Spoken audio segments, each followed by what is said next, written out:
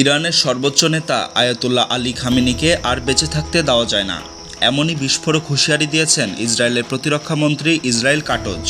গত ১৯ জুন সোরকা হাসপাতালের ক্ষেপণাস্ত্র হামলায় আহতদের দেখতে গিয়ে তিনি এ মন্তব্য করেন।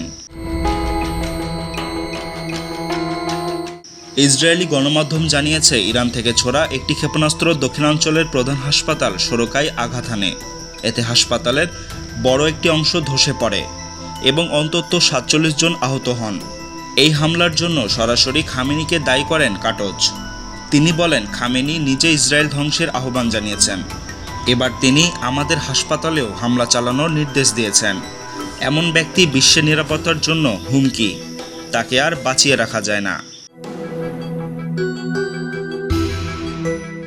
ইসরায়েলি প্রধানমন্ত্রী নেতানিয়াহু এই হামলার তীব্র নিন্দা জানিয়ে বলেন, তেহরানকে এই হামলার চড়া মূল্য দিতে হবে। তীব্র উত্তেজনার এই মুহূর্তে মধ্যপ্রাচ্যে আরও বড় সংঘাতের ইঙ্গিত দিচ্ছে দুই দেশের পাল্টাপাল্টি বক্তব্য। নিউজ ডেস্ক, প্রতিফলন।